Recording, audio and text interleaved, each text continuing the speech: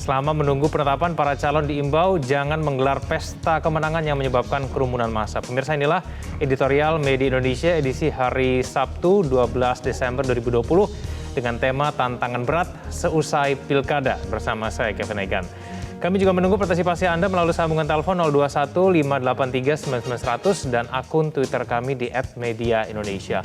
Pada pagi hari saya sudah bersama dengan anggota Dewan Redaksi Media Group Don Bosco Selamun. Bang Don, selamat pagi Bang Don. Selamat pagi Egan, kabar baik. Baik Bang Don, sebelum kita berbicara lebih jauh mengenai tantangan besar seusai pilkada, kita akan diskusikan dulu beberapa informasi utama di harian Media Indonesia Sabtu 12 Desember 2020. Yang pertama pemirsa, ini berkaitan dengan kasus Rizik Syihab, tidak ada gigi mundur untuk kasus Rizik. Ini pernyataan yang disampaikan oleh Kapolda Metro Jaya. Tanggapan Bang Don? Iya, Kapolda Metro Jaya Irjen Fadil Imran rupanya ngegas. Jadi tidak ada langkah mundur, tapi ini ngegas. Tapi saya kira memang ini sikap yang ditunggu-tunggu oleh publik. Karena kesannya seperti ada semacam kelonggaran dan pengistimewaan untuk beberapa hal tertentu gitu dalam kasus ini. Lalu seperti memperlihatkan ketidakadilan di depan publik. Karena siapapun kalau sudah ada dugaan atau sangkaan tentang perbuatan kriminal, mestinya kan harus diproses gitu. Nah, proses tentang beliau ini cukup panjang, menimbulkan pro kontra dalam masyarakat. Lalu kemudian orang selalu menunggu seperti apa tindakan aparat. Nah, ketika sekarang ini Kapoldanya tegas seperti ini, atau saya bilang tadi ngegas, rasanya memang ditunggu-tunggu gitu. Dan tentu saja publik juga menunggu kehadiran HRS di Polda untuk kemudian untuk kooperatif untuk melihat ini. Jadi memang kan HRS-nya punya seluruh hak untuk kemudian dia membantah atau apapun. Dia punya hak untuk membela diri, tetapi juga mempertontonkan pembangkangan di depan umum itu juga tidak mendidik sebetulnya. Kalau ada kasus hukum, hadapi saja gitu mestinya. Gitu, Egan. Ya, memang rencananya pada hari ini Muhammad Rizik Syihab akan datang ke Polda Metro Jaya, begitu Bang Donya. Berita terakhir begitu, tapi tadi sumber saya mengatakan, ya kita lihat menit-menit terakhir bisa berubah. Bisa berubah lagi. Kalau sudah ada janji, mestinya sih gentle gitu. Oke, baik. Kita nantikan bersama nanti kehadiran Rizik Syihab, apakah memang betul hadir atau tidak. Kita ke halaman kedua, Bang Don. Ini berkaitan dengan vaksin COVID-19 yang ditunggu-tunggu oleh semua orang, tapi kemudian belum ada keputusan soal vaksinasi mandiri. Tapi kalau bicara mengenai antusiasme masyarakat, khususnya mungkin rumah sakit swasta, Bang Don.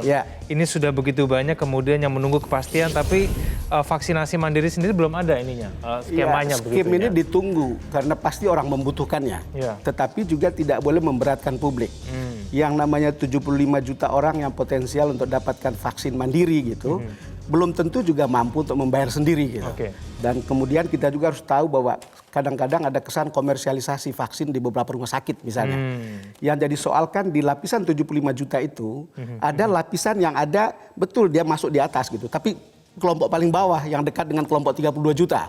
Apakah orang-orang ini mampu atau tidak? Makanya menurut saya cukup bijak kalau pemerintah untuk melihat ini secara lebih detail. Yang harus dihindari adalah komersialisasinya. Yang kedua, kelompok yang betul kelas di atas dari 30 juta yang harus dapatkan subsidi, tetapi itu mepet dengan mereka yang di situ gitu. Jadi itu ini kan soal keadilan gitu. Soal apakah semua orang akan bisa mendapatkannya. Tetapi saya kira kelas-kelas atas gitu, kelas-kelas menengah atas dan paling atas gitu, saya kira mereka akan dengan rela untuk melakukan menerima vaksin mandiri ini atau mencari, karena toh semua orang konsen dengan kesehatannya. Betul. Jadi karena kita tunggu sebetulnya skemnya. Sama-sama kita tunggu Bang Donya, karena ada beberapa rumah sakit swasta yang mulai promosi. Nah ini yang kemudian sangat dicermati. Kita ke tema kita pada hari ini, Bang Don. Tantangan berat seusai pilkada. Selesai pilkada, tantangan beratnya seperti apa sih Bang Don? Ya tentu banyak, kita tidak bisa mengatakannya satu persatu. Tapi dalam editorial kali ini saya ingin menyoroti tentang satu hal saja. Karena ada kebiasaan dalam transisi kekuasaan di pemerintahan daerah. Bahkan mungkin di pusat itu adalah pemerintahan baru itu cenderung mendelegitimasi apa-apa yang sudah baik dilakukan oleh pemerintahan yang sudah lama gitu. Dan kalau Egan lihat, misalnya di pemerintahan tertentu, ada kepala daerah yang baru itu sudah disiapkan karpet merah gitu. Surabaya, Banyuwangi, dan beberapa tempat yang lain ya. Sudah banyak hal yang sudah dibuat. Tapi kalau tiba-tiba kepala daerahnya sok beda gitu, karena ego politik maupun karena kepentingan tertentu gitu, bisa merusak semua hal. Saya kira akan ada contoh misalnya di beberapa daerah, di mana hal yang sudah baik hanya ganti nama atau mengubah sesuatu kebijakan yang baru dan bahkan berlawanan dan merusak yang sudah ada. Kita harus belajar berbicara tentang atau memahami tentang sustainability gitu. Karena kalau kita maju lalu kemudian itu lebih baik tinggal ditingkatkan, ya jangan membuat itu kembali ke kilometer nol. Yang kemudian karena pertimbangan-pertimbangan politik atau pertimbangan-pertimbangan ego pemimpin hanya mau memperlihatkan bahwa dia beda gitu. Dan itu kemudian itu akibatnya itu merusak, boros, tidak efisien, dan kemudian orang akan punya presiden, kalau saya jadi bupati atau jadi gubernur saya juga bikin seperti itu gitu. Hanya untuk sekedar memperlihatkan. Kita harus mengakhiri itu. Kita belajar untuk menerima kekalahan, tapi juga setelah kalah kita harus juga belajar untuk bekerja sama dengan pemerintahan baru gitu untuk mulai konsen dan komit untuk membangun masyarakat gitu. Oke, baik. Kita akan ikuti paket informasi berikut ini dulu, Bang Don. Ya. Pemirsa, inilah editorial Media Indonesia, tantangan berat seusai pilkada.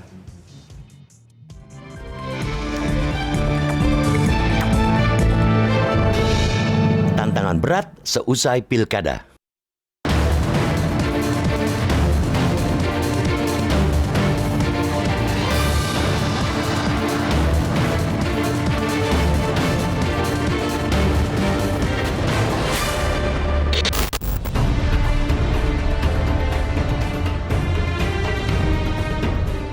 Pilkada 2020 sudah selesai digelar. Meski digelar di tengah pandemi COVID-19, tingkat partisipasi pemilih menurut Badan Pengawas Pemilu di atas 80%. Tingkat partisipasi yang tinggi berkorelasi dengan harapan perubahan kinerja pemerintah daerah yang lebih baik. Antusiasme pemilih itu juga memperlihatkan kuatnya keinginan rakyat untuk mendapatkan pemimpin baru. Berdasarkan hasil hitung cepat sejumlah lembaga survei, tidak sedikit petahana yang tumbang. Ada 290 calon petahana di antara 654 pasangan calon yang bertarung dalam pilkada pada 9 Desember. Hasil resmi pilkada baru diketahui setelah KPU menetapkan hasil penghitungan suara. Penetapan hasil penghitungan suara untuk pemilihan bupati atau wali kota dijadwalkan pada 13 sampai 17 Desember. Pemilihan gubernur ditetapkan pada 16 sampai 20 Desember. Selama menunggu penetapan, para calon jangan menggelar pesta kemenangan yang menyebabkan kerumunan massa. Pilkada langsung yang dimulai sejak 2005 sampai dengan 2020 berlangsung lebih dari 1.600 kali. Apakah praktik demokrasi lokal sebanyak itu mampu menyejahterakan rakyat? Jujur dikatakan bahwa demokrasi lokal baru pada tahap prosedural, belum memasuki substansi. Pemimpin yang dihasilkan melalui pilkada belum sepenuhnya bekerja untuk rakyat sesuai janji politik mereka. Tidak sedikit pula kepala daerah yang dihasilkan melalui pilkada malah berujung di penjara karena korupsi. Mereka itu telah mengkhianati pilihan rakyat karena menyejahterakan diri sendiri. Pemenang pilkada kali ini bakal menghadapi tantangan baru, yaitu melanjutkan pekerjaan besar mengatasi penyebaran virus corona. Karena itu, setelah dilantik nanti, jangan berlama-lama menyesuaikan diri, tapi langsung bekerja. Langsung bekerja karena wabah corona telah memorak-morandakan segala sendi kehidupan di daerah, terutama ekonomi dan kesehatan. Pembangunan tidak akan berjalan jika perekonomian dan rakyatnya sakit-sakitan. Seorang kepala daerah harus bisa memetakan problematika di wilayahnya dengan permasalahan yang terjadi saat ini, mengintegrasikan persoalan ekonomi dengan kondisi kesehatan masyarakat di tengah pandemi. Upaya memutus rantai penularan virus menjadi krusial untuk diagendakan para pemimpin daerah terpilih. COVID-19 harus jadi musuh bersama, apalagi virus ini tak pandang strata, ideologi, apalagi afiliasi politik. Tidak cuma jelata, para pejabat pun sudah banyak yang terjangkit virus ini, termasuk kepala daerah. Jangan pernah kasih kendor pada upaya pemberantasan corona. Kondisi daerah tentu saja berbeda-beda. Ada kepala daerah yang tinggal melanjutkan program kerja pendahulunya karena memang sudah baik adanya. Ada pula yang mesti mencuci piring kotor yang ditinggalkan pemimpin terdahulu. Para kepala daerah jangan latah mengikuti kebiasaan buruk selama ini, yaitu ganti kepala daerah, ganti kebijakan hanya sebagai pembeda. Harus dipastikan keberlanjutan pembangunan dari pemimpin sebelumnya.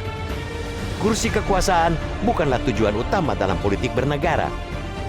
Pembangunan yang hasilnya dapat dinikmati rakyat mestilah jadi misi utama seorang pemimpin, Tidak boleh lagi ada rivalitas, apalagi sampai mendelegitimasi pemimpin sebelumnya.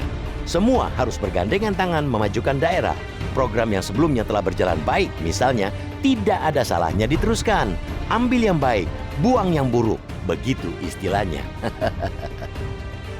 Rakyat sangat merindukan keteladanan dan sikap sportivitas dari mereka yang bertarung dalam pilkada. Alangkah eloknya jika yang kalah mengucapkan selamat kepada pemenang. Sebaliknya, pemenang merangkul yang kalah untuk bersama-sama membangun daerah.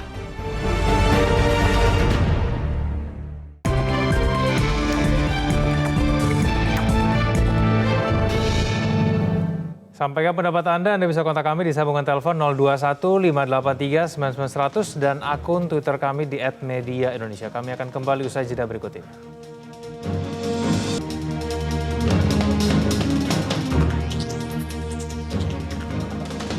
Kembali bersama kami di editorial Media Indonesia.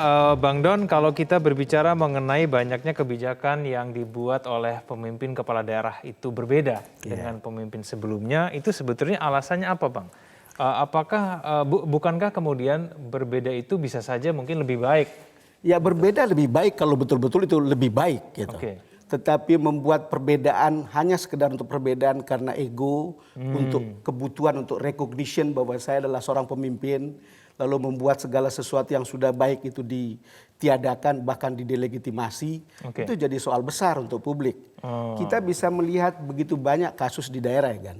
Ada cerita misalnya, oh sudah dibuat bangun jalannya di sini gitu. Datang lagi satu bupati yang baru, oh bukan di situ, ke sini gitu. Bikin tender baru dan seterusnya. Hal-hal seperti itu bisa, kalau kita lihat di beberapa tempat, misalnya ada clue yang disiapkan untuk kemudian dengar keluhan masyarakat, toh tidak dipakai. Padahal itu sesuatu yang bagus. Ada upaya misalnya, udah ke jalan protokol ini jangan ada pedagang kaki lima. Bukan karena kita tidak manusiawi, tapi kalau kita siapkan pasar yang lebih bagus mungkin akan bagus. Tapi kemudian masuk lagi boleh pedagang kaki lima. Ini kan hal-hal yang ketika pemerintahan sebelumnya mati-matian deal dengan urusan-urusan seperti ini, tiba-tiba karena ada pemerintahan baru dengan sikap baru, ya lalu kemudian berubah gitu. Tentu debatable tentang perubahan, apakah ini lebih baik atau tidak gitu.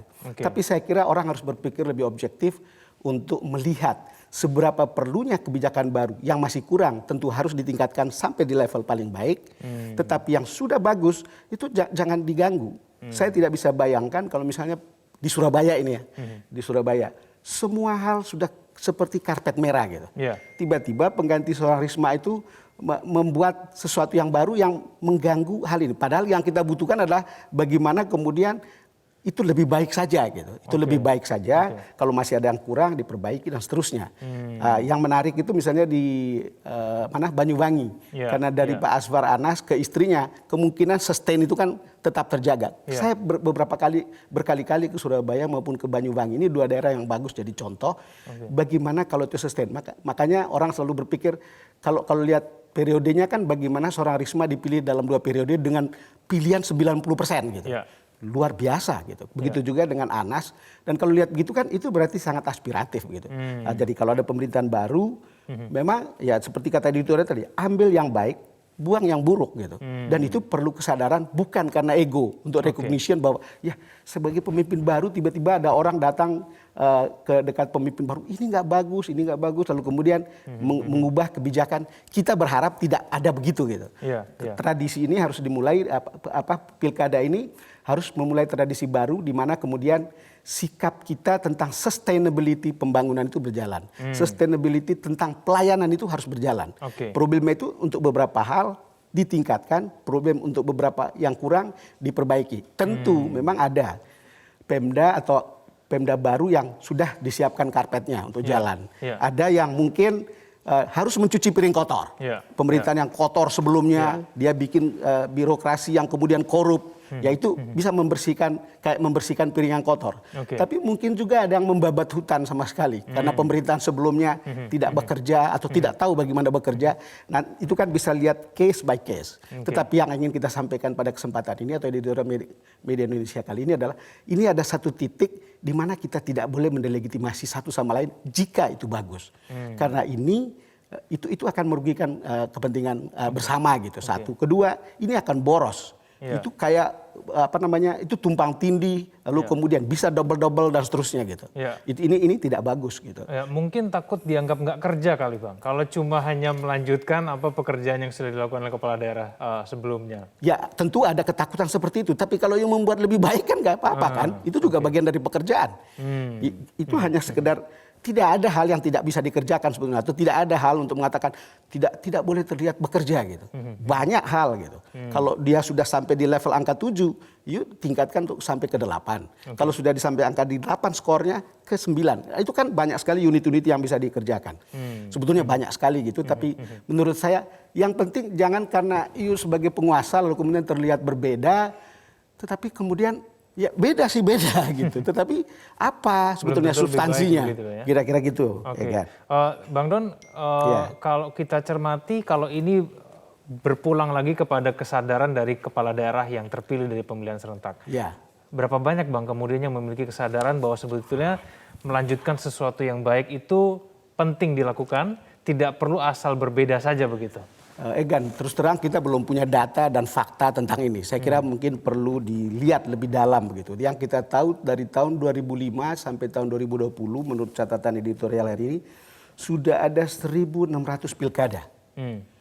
Dari 1.600 pilkada, kalau kita mau jujur, berapa sih pemimpin yang bisa kita hasilkan sekelas orang Risma, sekelas wali kota Semarang, sekelas mantan Bupati Bantaeng yang sekarang jadi Gubernur Sulawesi Selatan itu Nurdin Abdullah, seperti Azwar Anas, seperti Bima Arya.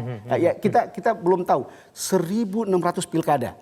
Jadi kalau kita lihat secara lebih teliti, menurut saya pemerintah pusat perlu melakukan survei ini. Karena kemudian kalau kita lihat sekarang pemerintah pusat melihat bagaimana kemudian perda-perda baru kan, perda-perda yang kadang-kadang ada perda syariah, ada perda macam-macam yang kemudian terlihat untuk popularitas, kemudian terlihat supaya beda. Sekarang kan pemerintah pusat sudah menyeleksi mana yang dibatalkan, mana yang boleh diteruskan. Tapi kalau bisa lihat lebih jauh tentang, memotret lebih jauh tentang kebijakan-kebijakan ini. Kan yang pasti sustain itu kan pembangunan infrastruktur dari pusat. Karena ini dananya pusat, mungkin daerah tidak bisa mengganggu. Tapi ada beberapa misalnya pemborosan APBD untuk hal-hal yang tidak perlu gitu. Kita baru bicara soal DPRD DKI yang dikasih gaji segitu besar gitu, take home pay yang begitu besar sampai 700-an juta gitu. Ini kan hal-hal yang apa gitu bisa dilihat lebih jauh, tapi kan bukan ini yang menjadi konsen utama, tapi apa yang dibuat untuk publik gitu. Jadi ya tidak ada data, belum ada data gitu. Cuman kita mengingatkan hari ini untuk mengatakan jangan gitu. Jangan melakukan yang begini. Lebih dewasa dan lebih matang. Tahun 2005 sampai tahun 2020 adalah waktu yang cukup untuk melihat ke belakang, waktu yang cukup untuk kita evaluasi, lalu kemudian kita harus makin dewasa. Oh ini bagus, sportif saja. Kalau dia bagus, saya lebih baik bekerja sama dengan pemerintahan lama atau siapapun bupati atau gubernur sebelumnya. Ini kita mau gitu. Dulu seperti apa? Yang paling menarik itu adalah ketika saya ke Jawa Timur, bagaimana transisi dari Pak Dekarwo ke Ibu Khofifah. Jadi itu dibuka kesempatan untuk transisi. Jadi sehingga itu bisa dilihat gitu. Ya persis pemerintahan Amerika gitu. Ada proses transisi yang kemudian memperlihatkan sehingga pemerintahan baru dan pemerintahan yang lama itu ada sustainability-nya, ada kesinambungannya untuk tidak bongkar pasang atau untuk mengoreksi dan seterusnya. Itu lebih baik begitu gitu. Dan menurut saya sebaiknya saat-saat ini kalau sudah kalah ya mempersiapkan transisi itu lebih modern, itu lebih mature dalam demokrasi, dan itu juga akan bisa lebih membantu pemerintahan yang baru. Jangan kemudian karena kalah gitu lalu bumi hangus. Itu juga persoalan yang kita lihat di beberapa daerah gitu ya kan. Baik Bang Don, kita nanti akan dengarkan bagaimana kemudian tanggapan dari penelpon. Apa kemudian harapan mereka terhadap pemimpin kepala daerah yang baru. Pemirsa jangan kemana-mana, kami akan kembali usai jeda berikut ini.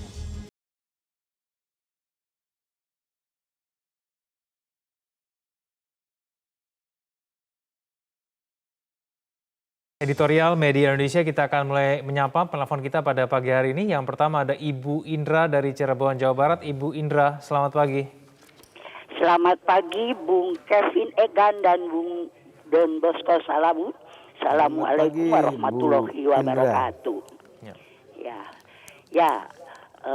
Pilkada telah berlangsung dengan aman dan lancar, alhamdulillah, dan telah walaupun belum ditetapkan secara resmi, para calon kepala daerah sudah ada yang bisa merasa bahwa akan menang. Nah, yang ini itu harus belajar. Kalau kemarin pada saat pemilihan ada unsur politis yang bisa bermain untuk mendapatkan pemenangan, sekarang yang terpilih ini harus berusaha menjadikan dirinya kepala daerah yang merupakan wakil dari seluruh masyarakat yang ingin diayomi. Jadi kalau nanti ditetapkan harus memperlihatkan seperti tadi sudah dikatakan bahwa beberapa kepala daerah yang bisa diteladani, beliau itu juga harus bisa memperlihatkan bahwa dirinya lebih mengutamakan kepentingan masyarakat dan negara, bukan kepentingan dirinya dan partai politiknya. Ini tentunya bisa dipelajari semua manusia yang tidak terlalu pintar pun bisa merasakan apa yang lebih yang lebih diingini oleh masyarakat daripada kepentingan diri dan politisnya. Dan ada tambahannya, nanti kalau mereka bisa melakukan itu, ada investasi untuk menuju tahun 2024 sebagai kepala daerah yang mengayomi masyarakat. Terima kasih Bung Kevin Egan dan Bung Don Bosco Salamun. Terima kasih Ibu Indra. Di belakangnya ada Pak Ramadan dari Jambi. Pak Ramadan, selamat pagi. Selamat pagi, Assalamualaikum warahmatullahi wabarakatuh, Mas Kevin dan Pak Don. Salam Pak Ramadan. Ya. Silakan Pak Ramadan. Menarik sekali Metro hari ini. Saya bangga dapat panggilan dari Metro. Rasa ganti kepala daerah, ganti rasa itu betul Pak Don dan Mas Kevin. Sangat dirasakan itu. Sangat terasa itu. Tapi yang lebih penting lagi dari itu Mas Kevin, misi dan visi kepala daerah itu siapa yang mengawasi Pak? Setelah dia menyampaikan visi dan misinya, masyarakat tergoda oleh visi dan misinya itu. Tergodanya itu maka dipilihlah visi dan misi yang cantik itu. Kemudian pelaksanaannya, visi dan misinya itu entah tinggalnya di mana Mas Kevin dan Pak Don. Pertanyaan saya, visi dan misi kepala daerah itu siapa yang mengawasi, siapa yang mengevaluasi, masyrakatkah atau partai politik yang mengusung mereka jadi kepala daerah. Yang berikutnya Mas Don, saya pertanyakan saat ini, musrenbang yang setiap tahun dilaksanakan, musren desa, musren kecamatan, musren kabupaten, itu maknanya tidak terasa bagi masyarakat yang melaksanakan musren. Mohon ini diperhatikan, musrenbang itu hanya cerita-cerita saja. Terima kasih. Baik, terima kasih Pak Ramadan dari Jambi. Saya ke Pak Yunus Luat dari Tanjung Selor, Kalimantan Utara. Pak Yunus Luat, selamat pagi. Selamat pagi, salam sejahtera dan salam sehat selalu untuk seluruh warga negara Kesatuan Republik Indonesia. Terima kasih untuk kesempatan yang diberikan. Kami sangat-sangat tertarik dengan tema Metro TV yang mengedepankan bagaimana sisi tanggung jawab dari paslon yang terpilih dalam Pilkada serentak 9 Desember 2020. Bagi kami kebetulan di daerah Provinsi Kalimantan Utara, Kabupaten Bulungan, sudah terpilih sesuai dengan asas demokrasi, hak suara masyarakat sudah digunakan untuk menentukan pasangan calon yang menurut demokrasi, yang menurut warga masyarakat yang terbaik. Bukan berarti yang lain tidak baik, mereka semua baik. Karena mereka juga sudah menunjukkan kemauan mereka untuk membangun daerah dengan baik. Namun karena demokrasi maka ada yang terpilih. Oleh sebab itu kami berharap siapapun yang terpilih, mari bangun daerah dengan baik. berikan situasi yang aman, damai, kondusif ke depan. Tidak bolehlah membeda-bedakan suku, agama, warna kulit, rambut lurus, ataupun keriting budaya dia dari manapun, asal domisili harus sama sebagai warga NKRI, dan jangan sampai membiarkan ada tumbuhnya radikalisme yang ada. Pokoknya kita sehati sepikir membangun NKRI dari setiap daerah supaya lebih maju, lebih baik ke depan bagi segenap masyarakat, dan telah juga dilaksanakan dalam pilkada di Kalimantan Utara, Kabupaten Bulungan dan seluruhnya. Itu sudah mengedepankan prinsip protokol kesehatan, sehingga kita berharap tanggal 23 ke depan mudah-mudahan tidak ada bukti-bukti tambahan klaster akibat pilkada, karena semua sudah dilaksanakan sesuai protokol kesehatan. Baik, terima kasih Pak Yunus Luat dari Tanjung Selor, Kalimantan Utara. Bang Don, kita akan memberikan tanggapan usai jeda. Pemirsa jangan kemana-mana, kami akan kembali usai yang satu ini.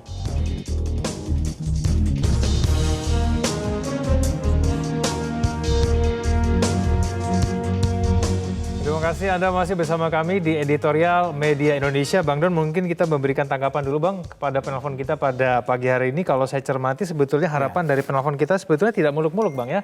Tadi mengatakan bahwa paling tidak harus mengutamakan kepentingan masyarakat. Ibu Indra tadi mengatakan tidak mengutamakan kepentingan parpol begitu. Pak Ramadan mengatakan bahwa visi misinya itu harus dijaga gitu. Siapa yang mengawasi visi misi nanti ke depannya? Pak Yunus Luat juga menyampaikan bahwa semoga kemudian lebih baik, tidak membeda-bedakan masyarakat yang mana kemudian milihnya, mana yang tidak, semuanya harus betul-betul diayomi. Bagaimana Bang Don? Ya, itulah aspirasi yang berkembang di bawah. Ketiga penelpon kita itu mewakili apa yang sebetulnya dirasakan dan diinginkan oleh masyarakat pada umumnya. Jadi yang kita harapkan kan hasil pilkada ini jangan sampai pemerintahnya jalan lain, aspirasi masyarakatnya lain gitu. Jadi ada dua hal yang berbeda. Makanya tadi kita bicara soal fase transisi. Supaya ini betul-betul meet dengan kepentingan publik, kemudian pemerintahan sebelumnya dengan rencananya, kemudian pemerintahan baru. Paling bagus sekarang ini membiasakan fase transisi ini sebaik-baiknya. Kan hasil pilkada kan baru akan dilantik pada bulan Januari atau Februari kan, atau saya tidak ingat. Tetapi sekarang ini masih ada waktu 1 bulan untuk kemudian duduk bersama, terutama untuk membahas lihat APBD. Nggak perlu harus menunggu sampai bulan Januari. Tidak perlu menunggu. Itu yang terjadi di Jawa Timur. Saya kebetulan waktu itu ketemu dengan Bu Kofifa. Jadi mereka membicarakan tentang APBD untuk tahun 2021. Karena kalau dia sudah ikut, dia bisa lihat prioritasnya, dia bisa evaluasi, dia bisa mana yang harus ditingkatkan, mana alokasi itu berubah. Karena yang menjalankan pemerintahan pada tahun berikutnya adalah pemerintahan baru. Kira-kira gitu. Mana yang kemudian pemerintahan lama berkepentingan, mana yang harus sustain, mana yang mungkin harus ditingkatkan, mana yang betul-betul harus dimulai dari nol. Dan itu tercermin dalam APBD yang dibahas sebelum itu disahkan pada akhir tahun misalnya, untuk kemudian bisa menjadi patokan bagi pemerintahan baru ke depan. Karena selama ini faktanya adalah pemerintahan baru itu bekerja 1 tahun itu berdasarkan APBD lama yang dibuat oleh pemerintahan yang lama atau Pemda yang lama, dan itu belum tentu korelatif dengan atau relevan dengan visi misi yang pemerintahan baru gitu, yang bagus tentu ya. Artinya kalau mereka duduk punya waktu yang cukup lama, tidak perlu terlalu lama juga. Jangan-jangan perlu cuma 2 minggu untuk duduk untuk melihat semuanya, daftarnya apa, lalu kemudian yang diteruskan mana, yang tidak diperlukan lagi mana. Dan tentu di situ ada reason, ada penjelasan kenapa begitu. Dan itu akan sangat baik untuk pemerintahan kali berikut gitu. Kesannya kemudian tidak seperti mengganti pemerintahan, mengganti kebijakan gitu. Tetapi kalaupun ada penggantian kebijakan itu karena kemudian dilihat secara bersama-sama, karena semua kebijakan atau semua hal yang mau dibuat itu pasti ada story di belakangnya. Pasti ada background, pasti ada survei, pasti ada proposal, pasti ada perspektif yang kemudian kenapa dulu ini dibuat. Jangan sampai pemerintahan baru mengatakan ini nggak penting. Harus bisa dilihat, saling lihat, komunikasi. Dan ini saat-saat seperti ini bagus begitu untuk kemudian jangan sampai kita mengulangi ada pemimpin baru yang karena egonya, karena kebutuhan dia rekognisi untuk pengakuan bahwa dia hebat gitu, lalu membuat sesuatu yang beda sekali dan bahkan mungkin mendelegitimasi yang sebelumnya. Itu memboroskan anggaran dan itu membuat sebuah show yang tidak bagus untuk kepentingan rakyat. Tapi tantangan pada tahun ini memang lebih berat Bang ya. Ini kan ada pandemi COVID-19. Itu betul. Jadi memang kepala daerah dituntut harus bekerja lebih cepat begitu Bang ya? Ya kalau pandemi COVID-19 kan sebetulnya kan skimnya kan sudah banyak sebetulnya. Kalau meminjam kata Pak Jokowi, bantalannya banyak untuk membantu. Lalu kemudian protokol kesehatan sudah disiapkan gitu. Yang diperlukan kan eksekusi di bawah. Karena mereka atau Pemda itu orang yang paling dekat di bawah, bagaimana dia bekerja sama dengan aparat penegak hukum dan seterusnya untuk kemudian bisa berjalan dengan baik. Tetapi memang di depan mata seperti kata editorial tadi, COVID-19 itu adalah hal yang harus diselesaikan pada tahun 2021. Kita berharap ini kan pasti akan ada juga problem vaksin. Ada pro kontra, akan ada soal kemampuan tadi ya, misalnya vaksin mandiri ya. Tentu akan ada problem. Ada betul 72 juta tapi banyak juga yang tidak mampu gitu. Itu kan harus diselesaikan dengan baik dan dengan adil gitu. Dan itu kita berharap sambil vaksin itu ada, sambil obat itu bisa ditemukan, ya kita bisa menyelesaikan persoalan itu tahun depan. Harapan kita itu akan lebih mudah karena kita kan sudah belajar selama sekian bulan, lalu kemudian melakukan adjust, lalu kemudian keluarlah kebijakan baru gitu. Itu harapan kita bersama. Terima kasih Bang Don telah bersama kami pada pagi hari ini. Sama-sama Gan. Selamat pagi. Kursi kekuasaan bukanlah tujuan utama dalam politik bernegara. Pembangunan yang hasilnya dapat dinikmati rakyat mestilah menjadi misi utama seorang pemimpin.